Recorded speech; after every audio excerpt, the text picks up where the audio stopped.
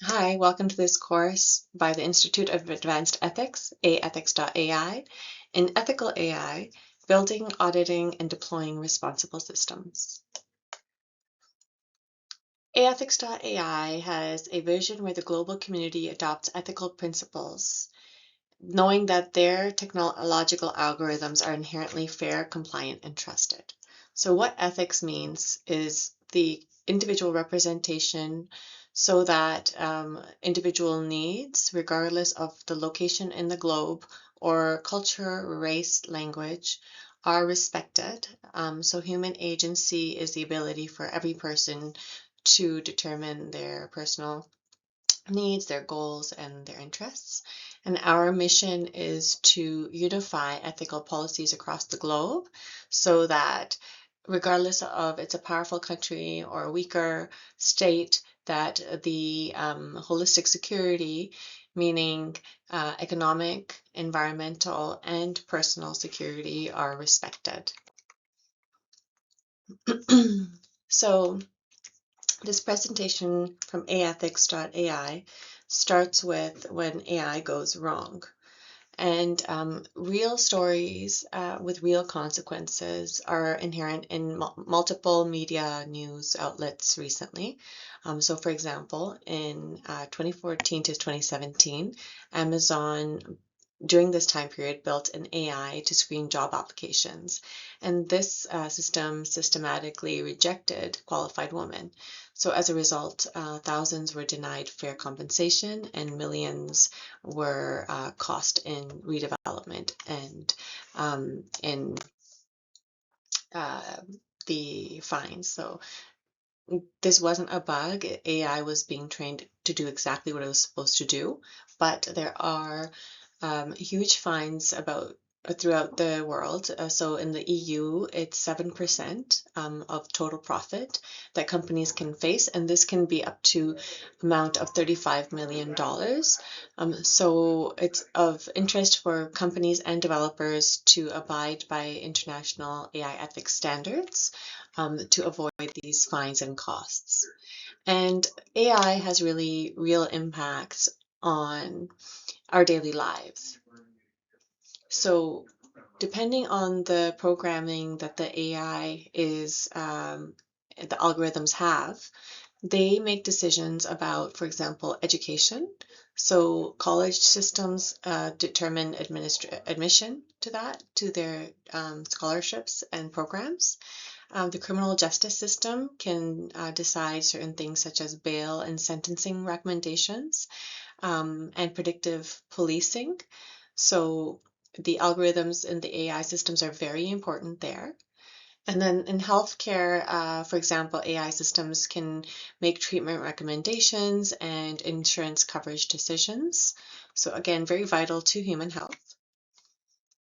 And to continue, social media feeds, they determine exactly what content we are seeing and how often, so the frequency of it and the consistency as well. And this is not just in social media, but in news outlets. And because we use social media such as YouTube and Discord and Facebook and X so often these days to get our news and information, the social media algorithms have a very real impact on how we understand current events in the world and what is happening, and so our version of the news. Job applications, so resume screening, application screening, determining if people get the job, interviewing, scheduling, and financial services as well. So loan approvals, denials, credit score calculations. And so our potential role in AI as learners and developers, and you may want to go into developing AI or systems or to enterprises that hire or employ AI systems, we can be part of the solution. We can do this by auditing models using standard industry standard tools, building ethical AI from the ground up, navigating existing regulations. So internationally, there are quite a few diverging regulations. And so we want to ensure that we focus in on the policies that are most relevant and are also globally applicable. So the EU AI Act, for example, and other frameworks, OECD. So we want to make sure that if we're moving from one country to another, that the AI system still is robust and is true to the AI ethics regulations of that jurisdiction. And then, of course, you can launch your career in AI ethics. So why engineering matters.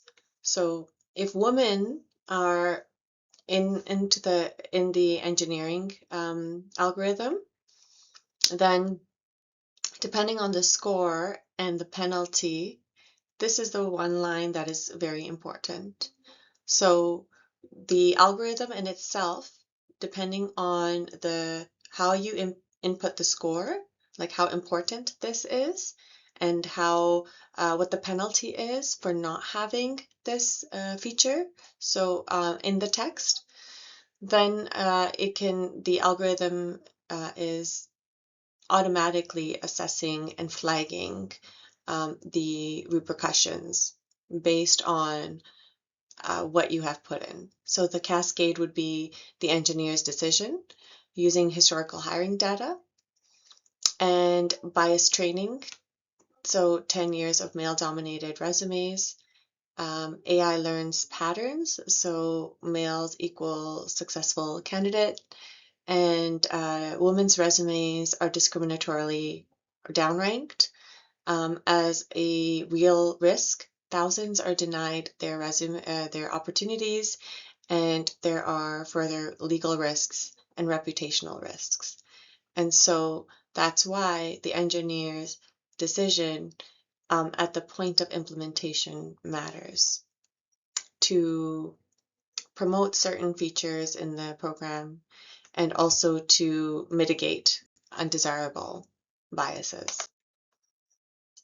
And AI can support ethics. So for example, in various pillars. So pillar number 1, privacy. And these pillars are, by the way, they're universally accepted as the main aspects of ethical AI, which is really, really great. So privacy, your ChatGPT conversations, for example, stay private. So these are further examples of how AI can support ethics. Banking apps can secure your financial data, and health apps protect medical records. So these are all examples of privacy protection. Moving on to the second pillar, bias detection. Examples are catching discrimination before it denies loans, ensuring fair hiring for your job applications, and detecting prejudice in systems that you interact with. Safety monitoring, so making social media algorithms safer for mental health. And ethics.ai really supports the positive impacts on mental health, the environment, and holistic security, so that pillars such as this, like the bias protection, privacy protection, are supported, and so in a way that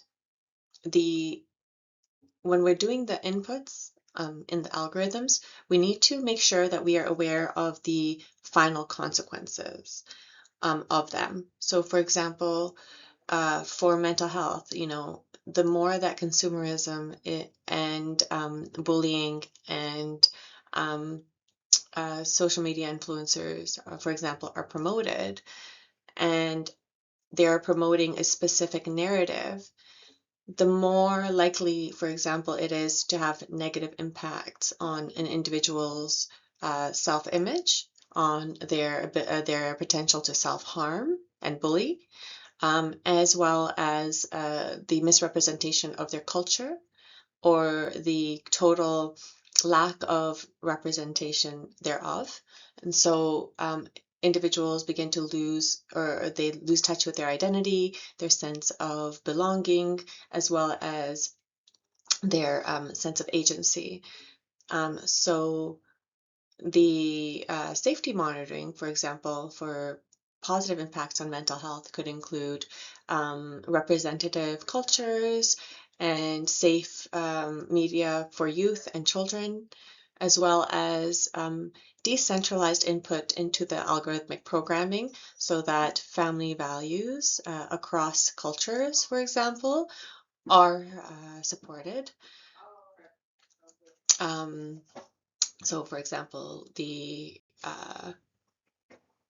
cultural or traditional values.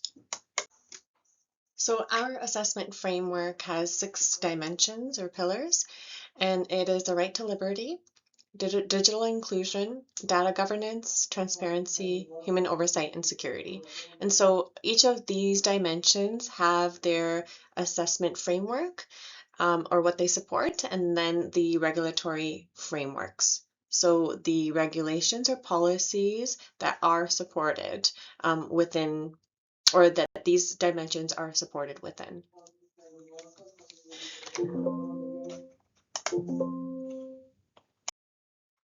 The core principles for ethical engineering, these are principles that can support the 6 dimensions or pillars of ethical AI that we just discussed. And so these principles include fail-safe and human in the loop. So having human beings involved meaningfully in the process. Monitoring and logging. So how it is monitored, the system, and what is being reported or recorded. And this is how, for example, we caught the bias in Amazon's hiring algorithm through continuous monitoring. And what I want you to do as an activity at this point is to determine which of these 4 principles can support these 6 pillars that we just spoke about. And that is on your worksheet, the 6 pillars, as well as these core principles. And I'd like you to just draw the numbers that, or write down the principles that apply to each one of those 6 pillars. So for example, explainability and transparency can enable all of these. And so kind of what can be implemented, for example, privacy by design. So why WhatsApp can't read your messages, even if governments demand access, so that privacy is built in. And test-driven ethics. So for example, it's a unit test for fairness.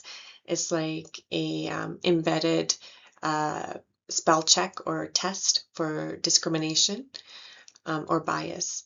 So go ahead and do that and give yourself a minute or two, and then we'll continue.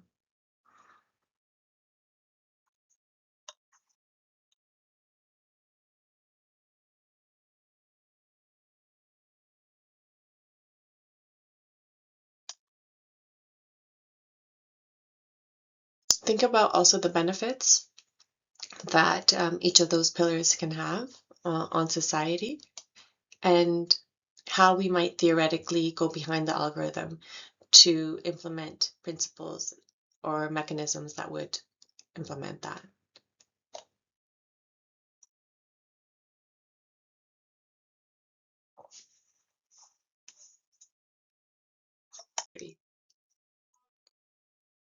So biased data outputs, for example, data is the first ethics frontier. And so when 82% of your training data is male, for example, the AI will favor male patterns. That means that data needs to be representative inputs, equitable inputs from from women as well, from people of different races, of different walks of life, and different locations in the globe, various languages. And this training data in itself permits an enriched and ethical AI algorithm. So, like we mentioned, the algorithm is not the problem, the data is. And so, understanding bias, the problem, when we have input data of that is historically approved, for example, 10,000 loan applications, and we have a biased outputs that white applicants get more approved more often than black applicants, for example, it's because AI has learned that this specific profile is a higher risk. Okay, and this is because of the historically approved data. So what systems humans have historically been approving. And so the system in itself can be flawed and biased. And that's why historical bias is then reflected into current and future outputs. And the danger is that it looks objective, it's math, but it perpetuates injustice. So it's important to look at the integrity of data. And the way to do that is representation, and we will get into that as well. So privacy by design means that the privacy is built into systems from the start as a core principle and not an afterthought. And so it is proactive, not reactive, privacy as a default, and it is embedded with full functionality. And some essential privacy techniques include data minimization, so collecting what we only absolutely need. Example, Uber doesn't store your full trip history forever. Encryption, protecting data and in transit. So for example, banking apps, they securing their financial information. Anonymization, removing personally identifiable information from data sets. So just anonymizing it, taking that information away from data sets, and sharing only what is necessary, and access controls. So only authorized personnel get access to sensitive data. So in real world examples, there is WhatsApp, and then the failure example is Cambridge Analytica. So the data collected from Facebook was collected for one purpose but exploited for another, and privacy designed in from day one prevents disasters and irreversible errors later. So bias detection can be done through demographic parity. So do groups get positive outcomes at equal rates? So the target ratio should be 0.8 to 1.2, just about 100%, which is perfect. And then equal opportunity amongst qualified candidates. Are there equal approval rates? So the target is here, false negative rates within 10%. Disparate impacts, the protected group rate is divisible by reference group rate, and the target here must be more than or equal to 0.8, which is the legal threshold. Professional tools, so IBM IF 360, the Comprehensive Bias Toolkit, FairLearn, Microsoft's Fairness Library, What If tool, and our API itself, which is automated auditing. So you will use this, you'll get a chance to go through and use this as a case study. So let's go on to how we fix bias mitigation, and the details in this training are available in our more in-depth and in-length courses, but here we're going to be talking about pre-processing and fixing the data by resampling to balance the data set, and then constraint optimization so that fairness constraints are added during model training, so it's in training, and post-processing. So for pre-processing, we want to upsample the minority classes, for example, and make sure that bias scores drop. In training, we want to ensure that the data sets are representative and that adversarial debiasing techniques approve multi-objective optimization. And post-processing, we want to adjust outputs to ensure collaboration across groups, threshold adjustments per demographic, and equalized odds enforcement. So part 2 is labs and exercises. And again, we are going to touch on these, but they are explored more in depth in our full-length courses available on aethics.ai, as well as boardofethicsai.com.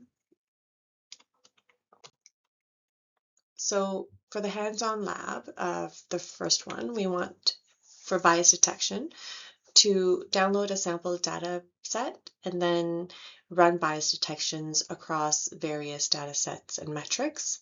And then as a step 3, we're going to want to interpret the results. And then as a group, we'll look at what are the disparate impacts in the data sets. So we make sure that they're in the lab that we are conducting bias detection. And we want to ensure explainability. And the tool that we use here, we make sure that it shows feature impact. So which factors mattered most? Direction. Did each factor push towards approval or denial? And magnitude. How much did each factor contribute? So in this way, the programming or the data set is explainable. And with this explainability, the result is that if there is a bias, then it is denied because certain indicators should not be the determining factor for decisions that are made by the AI. And our role is to, again, in this stage, ensure that this is flagged for review. Of course, it was not done pre-deployment and in the beginning stages of implementing the data. So in the last slide, we spoke about the theory, and now we're going to actually generate these explanations. In the full course, we take a trained model, we then run the analysis, and then interpret the results.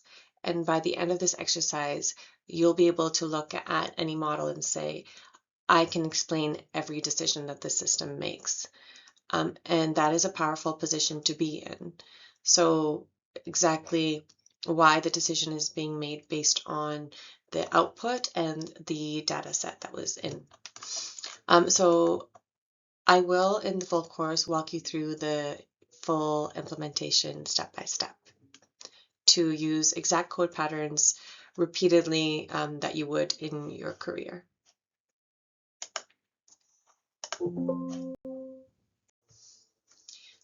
So here's an interesting exercise. So this analysis is based on a scenario of a customer being denied a loan, and I'll give you the explanation or the profile and then your tasks, okay? So the profile is that the credit score was 720, good, and then the income is 65.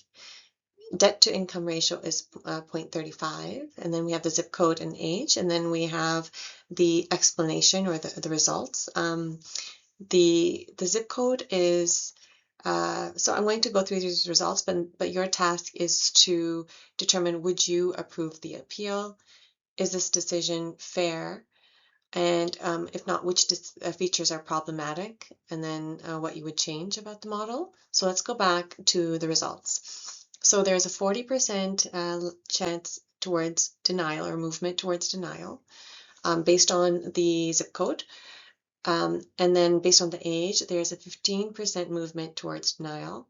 And then we have credit score, because they tried to prove it before, it's minus 10%, and then income minus 5%, because they tried to prove it before. Okay, so your task.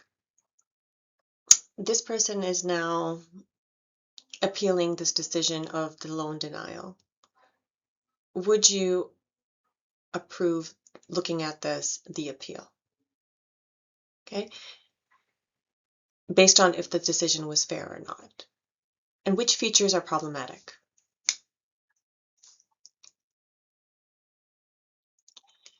And once you've identified the features that are problematic, what would you change about the model in itself? So feel free to discuss this with a partner, and hopefully this gives you a little bit of an insight into exactly what decisions can be changed within the models so that the outputs and the decisions are inherently fair and unbiased. So this is an example of the loan example, but there are other examples out there. So for example, for voting, for education, as we discussed before. And in model cards, documentation matters. So the training that is included in the details, for example, are intended use cases, training data in itself. And so model cards provide a verifiable documentation of the input so that it's explained in the performance. And ethical considerations include known biases, use restrictions, maintenance, update frequency, etc. So examples of model cards are that training data, sources, historical loan applications, 2019 to 2023, the size of 50,000 applications, and then we have the demographics. And we have the model card model details that includes the name, version, date, and type, and the intended uses. So what it's primarily for, and what is prohibited. So it's not allowed to do a final lending decision, for example, or an employment screening, but it is intended as a primary use case for pre-screening loan applications. And so these model cards provide these details as well as the training data, where the source of this data exactly, and the demographics, and then we have human review that's required for denials and borderline cases, the last updated, and then the contact information. And so this documentation helps the transparency and explainability, and builds trust and allows remediation. So again, in the full course, we're going to go deeper into our hands-on labs, but in the meantime, you are welcome to head over to aethics.ai and test out our API in a live demo, so you have access to various aspects of it. Then we have different packages. We have one-time uses that protect privacy and data that organizations and developers can put their code through. And then we have the monthly packages, which are for bigger companies and more frequent use. So again, I'm just going to take you through some examples of labs that we have. So you'll be able to have real-world examples, evaluate, put the data through, and interpret the results. And the API scoring system, so that it is understood, is that this formula is bias score times 0.4 plus a 0.6 for safety score.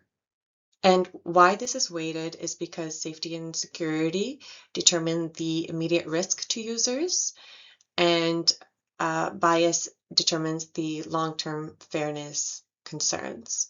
So it is impacted by how important it is, or weighted, and then scored through various ranges, which then indicate clearly to the developer or the enterprise exactly where they need to be looking at, and whether they can deploy with confidence, or if it needs improvement or monitoring and review. So I would encourage you to go through the lab discussions with your friends and or with your peers based on. So thank you so much for watching. Aethics.ai is brought to you by Cornelius Morau. He is the technical programmer, and he helped in this course, and he's a researcher as well with a passion for ethical deployment, as well as myself, who has a passion for international policy consolidation, and in this way ensuring that policy is equitable across geographies and cultures. And I hope that you enjoyed this presentation. Thank you so much.